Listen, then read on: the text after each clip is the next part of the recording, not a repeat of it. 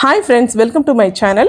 இன்றைக்கி நம்ம சுழியம் ரெசிபி தான் பார்க்க போகிறோம். ரொம்ப ட்ரெடிஷ்னலான ஒரு ஸ்வீட் ரெசிபி எப்படி செய்யலான்னு பார்க்கலாம் வாங்க. இதுக்கு 1 கப் கடலைப்பருப்பு எடுத்துக்கலாம். இதை நம்ம ஒரு பாத்திரத்தில் போட்டு கொஞ்சமாக தண்ணி சேர்த்து நல்லா வேக வச்சு வேக வச்சு எடுத்துக்கலாம்.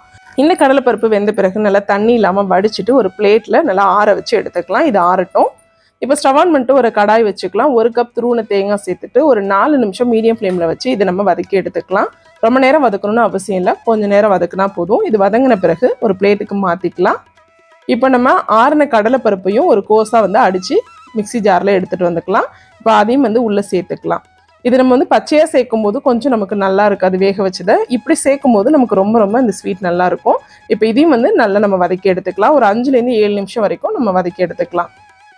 இப்போ இதையும் ஒரு பவுலுக்கு ட்ரான்ஸ்ஃபர் பண்ணிக்கலாம். இது நல்லா கம்ப்ளீட்டாக ஆறணும். நம்ம வதக்கின தேங்காய் கடலைப்பருப்பு நல்லா ஆறணும். இது ஆறிட்டு இருக்கட்டும் ஒரு பக்கம்.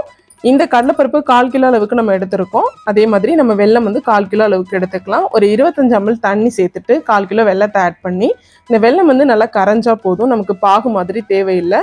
இப்போ இந்த வெல்லம் நல்லா கரையட்டும். ஒரு தடவை நல்லா மிக்ஸ் பண்ணி விட்டுக்கலாம். இது நல்லா மீடியம் ஃப்ளேம்லேயே இருக்கட்டும். நம்ம ஃபுல் ஃப்ளேமில் வச்சா தீஞ்சிடும். கொஞ்சம் நேரம் இப்படியே இருக்கட்டும். நமக்கு வெல்லம் நல்லா கரைஞ்சிடுச்சு. இப்போ நம்ம ஸ்டவ்வை ஆஃப் பண்ணிவிட்டு இதையும் ஆற வச்சு எடுத்துக்கலாம். நம்ம ஆற வச்ச கடலைப்பருப்பையும் தேங்காயையும் ஒரே பவுலுக்கு மாற்றிட்டு இதை நல்லா கலந்து கொடுத்துக்கலாம். இது கூடவே கொஞ்சமாக ஏலக்காய் தூளும் சேர்த்துக்கலாம். கொஞ்சமாக சால்ட்டும் கூட சேர்த்துக்கோங்க.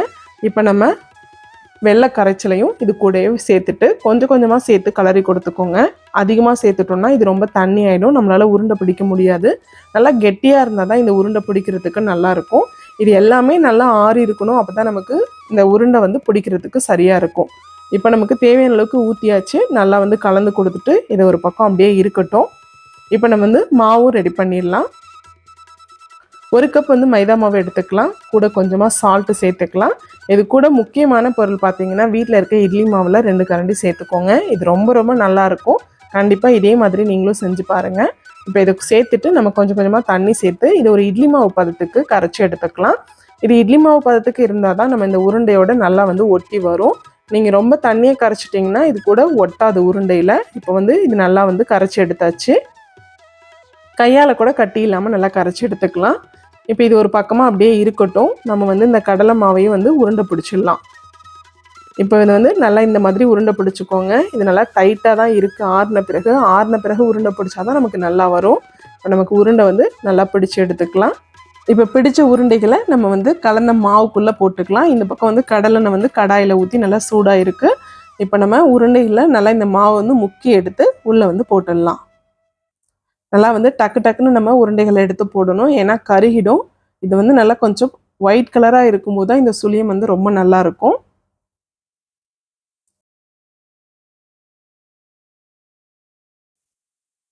அவ்வளோதான். நமக்கு ஒரு பக்கம் நல்லா குயிக்காகவே இது வெந்திருக்கும். இப்போ மேலே லைட்டாக எண்ணெயை தெளித்து விட்டு அடுத்த பக்கம் நம்ம பரட்டி விட வேண்டியது தான். ரொம்ப நேரம் வச்சுருந்தீங்கன்னா கீழே இது அப்படியே செட்டில் ஆகும். ஸோ உடனே திருப்பி விட்டிங்கன்னா நல்லா வெந்து வந்துடும். இது உடனே வெந்துடுறதுனால நம்ம உடனே எடுத்துடலாம். இந்த தீபாவளிக்கு கண்டிப்பாக இதை நீங்கள் ட்ரை பண்ணுங்கள். ரொம்ப டேஸ்டியான ஈஸியான ரெசிபி தான். கடலெண்ணெயில் இது மாதிரி ஸ்வீட் செய்யும்போது இதோட டேஸ்ட் ரொம்பவே நல்லாயிருக்கும். இந்த ஸ்டஃபிங் ரொம்ப முக்கியம். ஸ்டஃபிங் செய்யும்போது பார்த்து நீங்கள் செய்யணும். அவ்வளோதான், நமக்கு சுழியன் ரெடி ஆகிடுச்சு. இதே மாதிரி நம்ம எல்லா உருண்டைகளையுமே உள்ளே நல்லா இந்த மாவில் முக்கி எடுத்து உள்ளே நம்ம போட்டு உடனே பரட்டி விட்டு நம்ம எடுத்துக்கலாம். அவ்வளோதான், நம்மளுடைய அட்டகாசமான சுழியம் ரெசிபி ரெடி. கண்டிப்பாக நீங்களும் ட்ரை பண்ணி பாருங்கள். ரொம்ப சாஃப்டாக நல்ல ஸ்வீட்டாக ரொம்ப அருமையாக இருக்கும். இந்த வீடியோ உங்களுக்கு பிடிச்சிருச்சுன்னா மறக்காமல் சேனல் லைக் பண்ணி சப்ஸ்கிரைப் பண்ணிக்கோங்க. மீண்டும் ஒரு சூப்பரான வீடியோட நான் உங்களை மீட் பண்ணுறேன். டேக் கேர், பாய்.